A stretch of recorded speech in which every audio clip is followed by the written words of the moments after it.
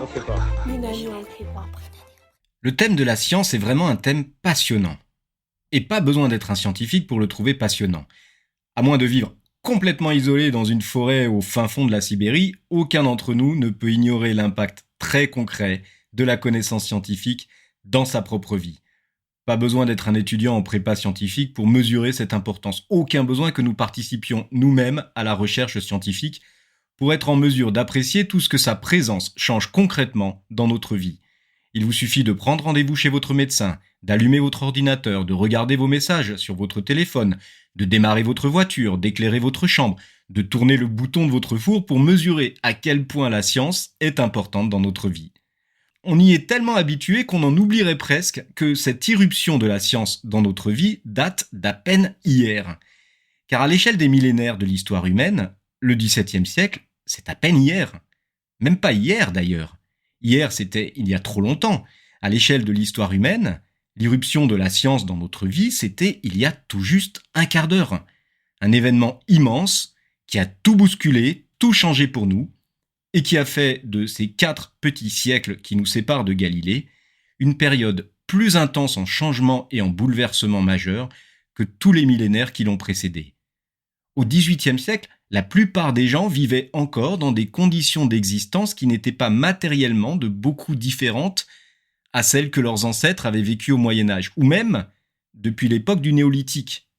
Aujourd'hui, nos conditions de vie n'ont déjà plus rien à voir avec celles qui valaient il y a à peine 20 ans. Imaginez un peu à quoi ressemblerait seulement votre existence sans votre téléphone portable. Imaginez pourtant que les gens de ma génération étaient déjà adultes quand cette technologie a vu le jour, autant dire des dinosaures. Si on remettait un tout petit peu les choses en perspective, cette évolution si soudaine, cette accélération si vertigineuse du cours de l'histoire, devrait nous sembler quelque chose de proprement hallucinant. Et même sans doute, à l'heure où l'IA s'impose dans notre quotidien, quelque chose d'un peu terrifiant.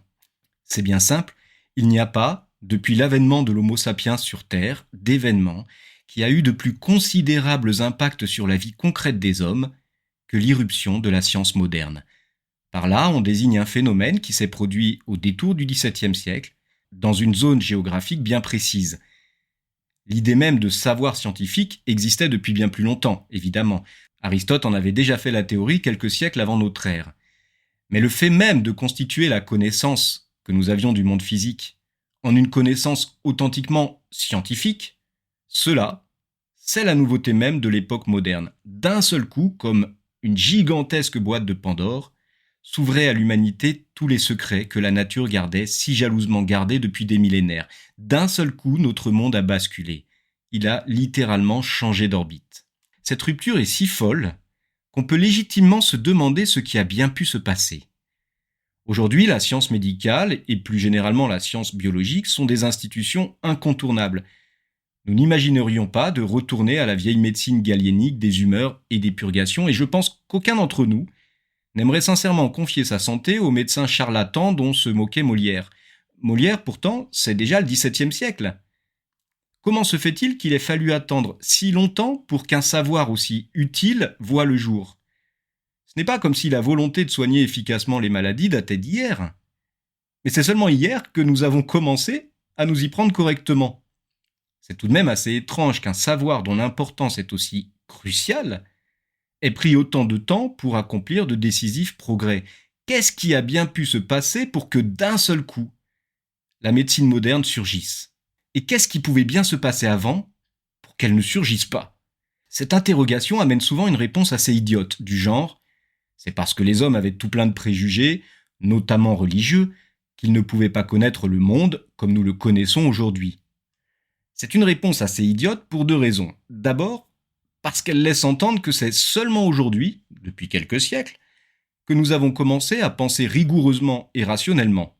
Avant, donc, les esprits étaient tellement prisonniers de leurs superstitions qu'ils ne pouvaient rien connaître proprement. Bref, ce n'est pas nous qui sommes anormaux, c'est tous ceux qui nous ont précédés dans l'histoire. Qui peut croire à de pareilles sornettes ? En plus de cela, ce type de réponse n'explique vraiment pas grand-chose. Car si c'est bien le voile de la superstition qui empêchait nos ancêtres de connaître les lois que la science nous permet aujourd'hui de connaître, Comment dans ce cas se fait-il que ce voile se soit brutalement déchiré? Est-ce que quelqu'un s'est soudainement avisé un matin entre le croissant et le café qu'il pourrait désormais se passer des enseignements de la Bible pour expliquer le mouvement des astres? Bref, cette explication n'est pas bonne, et il nous faut en chercher une autre. Prenons pour cela un exemple concret. Prenons l'exemple de la chute des corps. Bien avant Galilée, Aristote cherchait déjà à expliquer ce phénomène. Alors tenez-vous bien parce que l'explication qu'il en donne va peut-être vous faire sourire. Chacun des corps simples a un lieu propre. Et ce lieu est celui où il se meut naturellement et où il demeure quand rien ne l'en empêche. Ainsi, la terre et tout ce qui est terrestre se meuvent vers le bas, jusqu'à ce qu'ils atteignent le centre, qui est leur lieu propre. L'eau se tient au-dessus de la terre, l'air au-dessus de l'eau, et le feu au-dessus de l'air. C'est pourquoi les mouvements naturels des corps simples ne sont pas identiques.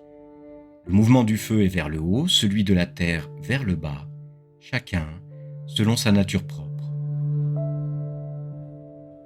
Pour Aristote, si les corps lourds ont tendance à tomber au sol lorsqu'on les lâche, c'est parce qu'ils tendent spontanément à rejoindre leur lieu naturel. Chaque chose est ainsi attirée vers son lieu propre, selon les propriétés qui sont les siennes. Le feu tend à monter, puisque étant d'une nature similaire à celle des étoiles du ciel, il est normal qu'il cherche à rejoindre son lieu propre. Un caillou, au contraire, c'est vers le sol qu'il ira, parce que c'est son lieu propre. L'explication est tellement naïve qu'elle provoque les risées aujourd'hui de n'importe quel collégien. Et pourtant, Aristote, ce n'est pas n'importe qui. En termes de rigueur intellectuelle, de subtilité et de finesse, ce n'est tout de même pas le perdreau de l'année. Dans le monde intellectuel, Aristote, c'est quand même une sommité. Mais c'est vrai que sa manière d'expliquer la chute des corps a quelque chose d'assez naïf.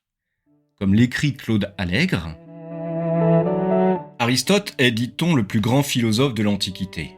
C'est le créateur de la logique, c'est le créateur de la méthode scientifique qui combine observation et abstraction, des sciences naturelles aussi, c'est l'inventeur de la métaphysique, bref, c'est un type considérable, et il était perçu comme tel dans l'Antiquité.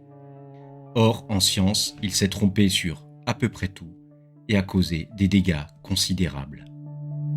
En réalité, ce que ne comprend pas bien Claude Allègre, c'est que les réponses d'Aristote sont des mauvaises réponses à des questions qu'il ne se posait même pas.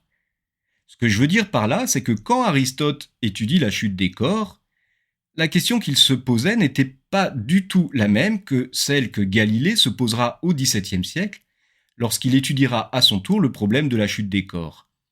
Ce qui intéresse Aristote, pour le dire grossièrement, c'est uniquement le sens de ce phénomène.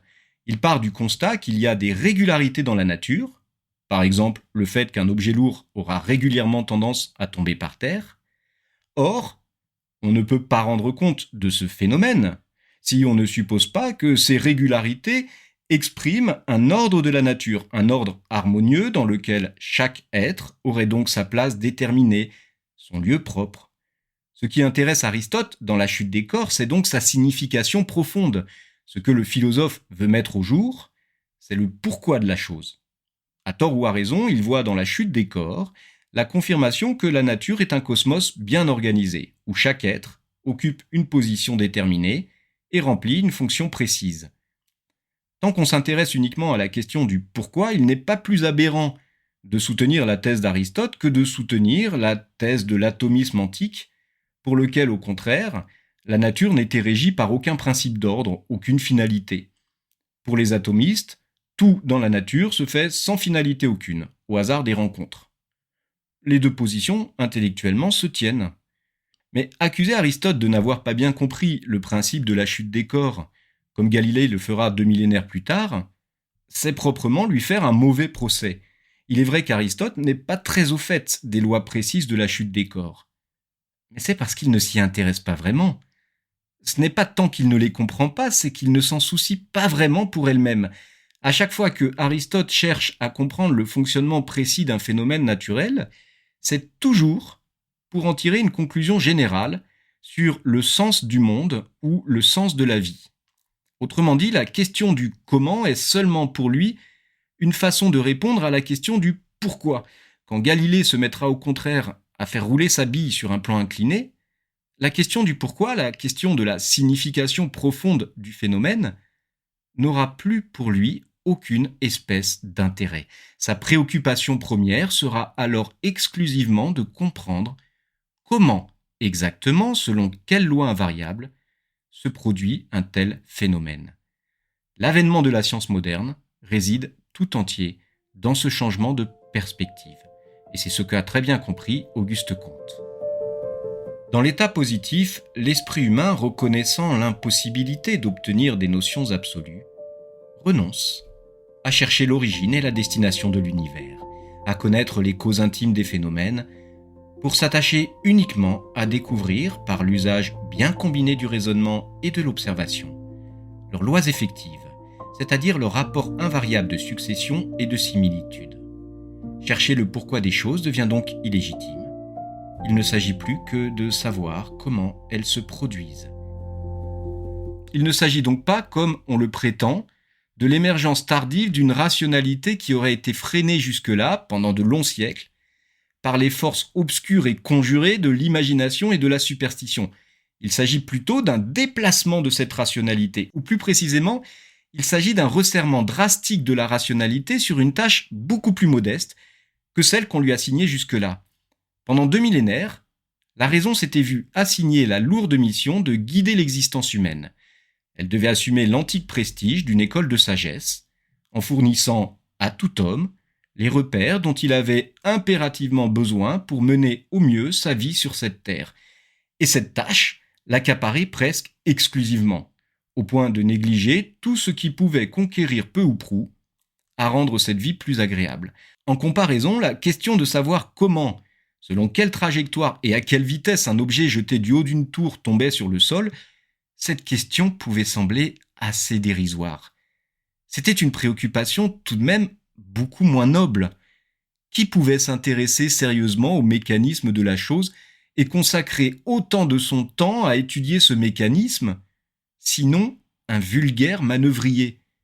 La plupart des gens n'éprouvent pas vraiment le besoin de savoir comment exactement fonctionne leur voiture. Il leur suffit de savoir qu'elle démarre lorsqu'ils mettent le contact. Savoir exactement comment cela fonctionne sous le capot, c'est surtout utile pour celui qui sera amené à ouvrir votre capot pour comprendre d'où vient la panne. C'est une préoccupation technique, pas vraiment un enjeu théorique majeur. Pour celui qui est derrière le volant, la question la plus importante concerne sa destination. Si on devait simplifier les choses, on pourrait donc dire que l'avènement de la science moderne répond à une certaine volonté de limiter désormais le champ d'application de la raison humaine à des considérations d'ordre technique. Il ne s'agit plus tellement de spéculer sur le pourquoi, mais de rendre compte très précisément du comment. Il n'y a rien d'étonnant dans ces conditions à ce que le triomphe de cette raison scientifique se soit accompagné de si spectaculaires progrès technologiques.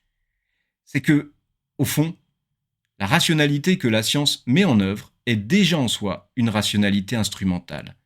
Elle vise à révéler les mécanismes de la nature, et par conséquent, elle nous offre par là même les moyens d'agir efficacement sur ces mécanismes. Mais elle nous offre cela au prix d'un renoncement à répondre aux plus grandes questions de l'existence. Nous sentons que même si toutes les questions scientifiques possibles étaient résolues, les problèmes de notre vie ne seraient pas encore touchés. Wittgenstein, de Tractatus Logico-Philosophicus. La connaissance scientifique est à la fois beaucoup plus certaine et simultanément beaucoup plus modeste, beaucoup moins ambitieuse. Elle gagne en justesse et en exactitude tout ce qu'elle perd en profondeur et en hauteur de vue. Elle nous rend à la fois plus savants et simultanément un peu moins sages, puisqu'elle nous permet de soigner de mieux en mieux les gens, sans nous offrir aucune raison valable de vouloir encore le faire. C'est ce que remarquait à très juste titre Max Weber dans son article sur la vocation du savant. Prenons le cas du médecin. Que peut faire la science pour le médecin ? Elle peut lui indiquer quels moyens sont propres à obtenir un certain résultat. Par exemple, soulager des douleurs ou, au contraire, prolonger la vie du malade. Mais savoir s'il faut, dans tel cas concret, prolonger la vie d'un homme ou abréger ses souffrances? Cette question n'est pas du ressort de la science.